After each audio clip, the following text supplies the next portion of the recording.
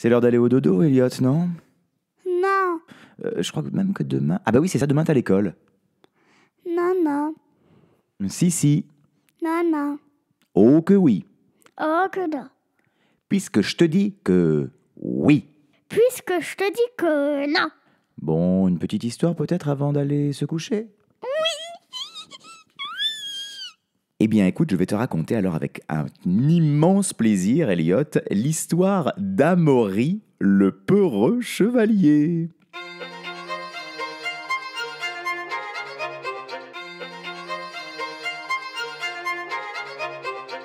Les histoires capillotractées.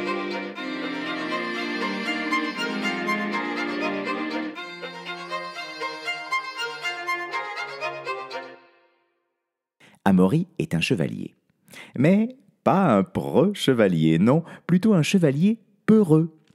Pas du tout courageux en somme, ce qui est assez embêtant pour un chevalier. Il vit sous le règne de Frodoric IV de Bouvières. C'est un roi très puissant qui règne sur... oui, quand même, hein, sur 14 royaumes. Enfin, ou 16 selon les historiens. Enfin bref, bon, ça n'a pas grande importance. Ah, ok, bon, alors il a vraiment le pouvoir, ce roi. Sa puissance n'avait d'égal que le nombre d'étoiles dans le ciel. Pour tenter une allégorie sympa, mais pas non plus démente. Il a pu acquérir tous ses royaumes à la sueur de son front. Et le front de ses aïeuls, puisque sa famille était perpétuellement en guerre depuis 400 ans. 18 générations à se taper dessus, ça n'est pas rien quand même. Hein. Avant lui, combien d'illustres monarques! Weimar, dit le glorieux, Louis le pieux, ou encore Gérard, dit le normand. Mais depuis quelques années, le roi Frodoric a bien du mal à tenir son méga-royaume, infesté de créatures en tout genre, trolls, gnomes, farfadets et surtout, Elliot, oui, surtout... Un vampire? Les vampires aussi, c'est vrai que c'est pas très sympa. Mais je pensais plutôt à des gros machins, des grosses bestioles avec des ailes. Dragon. Oui, ça a quelle particularité aussi le dragon? C'est que ça vole et que ça crache du feu. Exactement, ça crache du feu. Donc si ça crache du feu, c'est que ça peut faire quoi? Ça peut brûler tous ces royaumes. Exactement, donc il faut bien faire attention à ces petites bébêtes, tu crois pas? Oui. Notre bon vieux roi Frodoric IV, pour combattre les dragons, a réuni à sa cour les meilleurs chevaliers, Elliot, les plus courageux, les plus fines lames du monde connu. Parmi eux, Amaury est très courageux, dans ses rêves. Mais dans la réalité, il collectionne toutes les phobies possibles. Il a la phobie de tout, pour simplifier. Tu sais ce que c'est qu'une phobie, Elliot? T'as la phobie, par exemple, d'un cafard. Dès que tu vois un cafard, et ben là, lui, il a la phobie de tout. On peut avoir la phobie des araignées, le vertige, toutes sortes de phobies qui sont des peurs en fait. Et lui, il a peur de tout. Même son nombre est pour lui source d'appréhension et de stress, c'est pour dire. Au château de Frodoric, on trouve aussi Brovure, dit la bavure, car c'est un chevalier qui bave énormément. C'est un chevalier énorme, toujours affamé, et dès qu'il y a une petite odeur de gibier en train de rôtir, dès qu'il passe près de fourneaux, il bave, il veut manger immédiatement. Et tous les 1 minute, il a faim. Le roi n'en peut plus. Combien de banquets pour assouvir l'insatiable appétit de Brovure? En 10 ans, il a vidé les caisses du royaume. Du coup, Frodoric l'envoie quérir la dîme, l'impôt de l'époque auprès des paysans les plus riches. Mais Brovure doit également son surnom au fait qu'il commet bon nombre de bévues, d'erreurs, de sacrées bêtises, quoi. Il se trompe régulièrement de personnes à imposer et va voir les plus pauvres qui n'ont pas un sou. Lorsqu'ils disent ne pas pouvoir payer, Brovure s'énerve et les assomme sans autre forme de procès. Il est détesté par la majorité de la population, à part d'Inès, Inès la princesse, la fille unique du roi qui lui reconnaît un charme indescriptible. Il faut dire qu'Inès a aussi un caractère bien trempé, et si les caisses n'étaient pas complètement vidées par Brovure, elle se charge de finir de ruiner son pauvre père qui cède à tous ses caprices. Des caprices pas bon marché du tout, hein. Brovure a donc l'affection d'Inès, et vice-versa. C'est pour ça que le roi se sent obligé de le garder à son service. Mais Inès a le cœur qui balance entre Brovure et Reclos, un autre chevalier à la divine beauté, qu'on surnomme Apollon, car il a une belle chevelure d'or, rappelant l'astre du jour. Quand il y a trop de soleil, la lumière se reflète sur ses cheveux et il faudrait porter des lunettes de soleil pour le regarder tranquillement. Mais les lunettes de soleil n'existaient pas à l'époque, donc c'est réglé. « Il est éblouissant !» dit Inès régulièrement à l'égard de Reclos, admirative. Tout le monde l'admire à la cour d'ailleurs, les hommes comme les femmes, les nobles comme les serviteurs, les chiens comme les chats. Ah non, pas tous. Sarah, la servante particulière de la princesse, semble la seule à ne pas succomber au charme du blondinet. Elle trouve davantage d'attrait à Amaury, qui n'a pourtant rien de séduisant, mais allez savoir pourquoi. Il la fait rire. Il est tellement maladroit, ça la touche. Dès qu'elle le voit, sa vie est moins horrible, car être au service d'Inès n'a rien d'agréable, tu peux me croire, Elliot. C'est un sacerdoce, un cauchemar réveillé. Enfin, c'est franchement pas cool, quoi. Chaque jour, Inès exige un cadeau à son papa. Tous les jours, il lui faut un nouveau cadeau. Tu te rends compte, Elliot? C'est vraiment une enfant pourri gâtée. Et est-ce que c'est beau, les enfants pourris gâtés, tu trouves, toi? Non. Est-ce que toi, t'es un enfant pourri gâté? Non. J'ai un enfant normal. Les 5 chevaliers du roi, oui, parce qu'il y a aussi Yvan le feignant et Varmour la bravoure, mais on en reparle un peu plus tard, hein, si tu veux bien, Elliot, parce que ça fait quand même beaucoup de personnages d'un coup. Hein.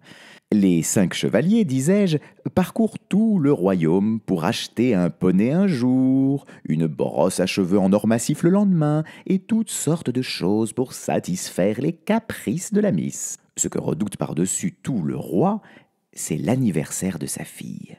Des 365 jours de l'année, c'est celui qui lui coûte le plus cher. Et cette année, Inès va avoir 18 ans.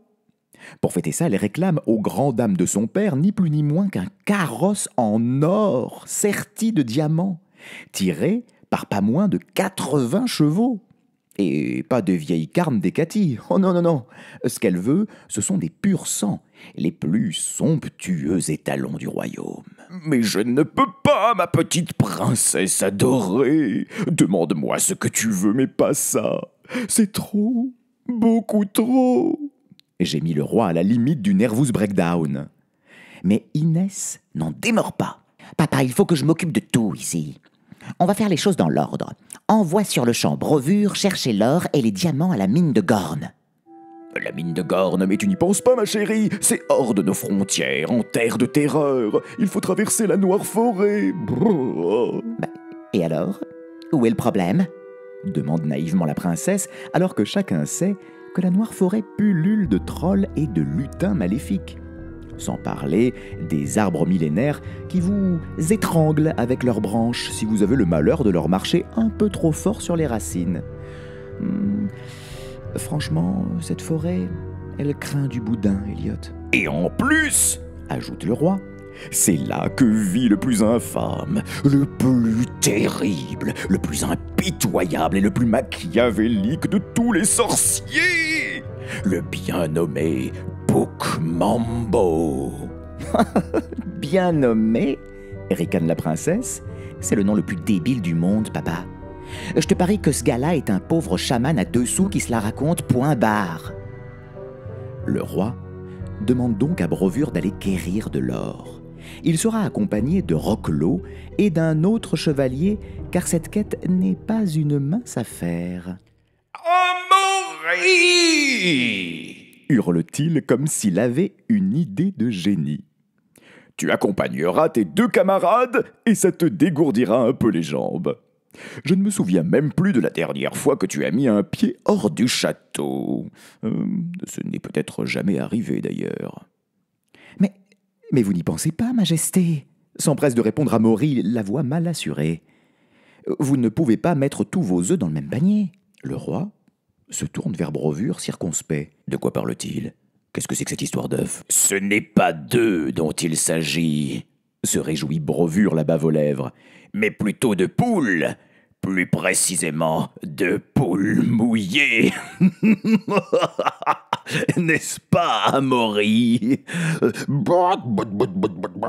Poule mouillée. Tout le monde s'esclaffe. Inès la première, qui pleure de rire et se tient les côtes. Seul le roi et Sarah, la servante, ne partagent pas la bonne humeur générale. Enfin, ce que je veux dire, c'est que vous envoyez déjà 2 de vos meilleurs chevaliers, renchérit Amaury. Mieux vaut en garder à vos côtés si le château est assiégé. Si je puis me permettre cette petite suggestion, Majesté. C'est surtout qu'on n'a pas besoin de se traîner un boulet comme Amaury, votre seigneurie. Avec Roquelaut, on ne croit pas à toutes ces sornettes au sujet de la Noire Forêt. Des mythes pour effrayer les enfants, ou les mauviettes de la trempe d'Amaury, dit Brovure dans un rire baveux. Qu'il en soit ainsi, ordonne le roi. Tour à tour, avant de partir, Brovure et Roquelaut vont voir la princesse. Je vous ramènerai un tas d'or, princesse. Vous serez pas déçus. Vous l'aurez, votre carrosse, foi de Brovure. Et après, je vous prendrai en épousaille et je vous ferai plein de marmots, confie Brovure à Inès. Oh, je suis bien trop jeune pour me marier, grand fou, rétorque Inès en rougissant. Une fois Brovure parti, c'est au tour de Roquelaut, plein de fougue. Je vous couvrirai d'or et de diamants, ma douce mamie. Je vous promets monts et merveilles, car vous méritez ce qu'il y a de plus beau, ma future épouse, que j'idolâtre presque autant que mes cheveux. La princesse dit au revoir à ses prétendants qui quittent le château, fiers et courageux, seuls contre tous. Enfin, seuls si on exclut la 50aine de soldats et serviteurs qui les accompagnent dans leur voyage.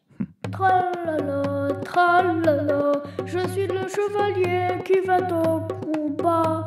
Tralali, tralala, je suis un chevalier qui va se battre. Tralali, tralali, je fais du bruit et je suis fort. Ha! Je suis fort, je suis fort, je suis fort, très très fort.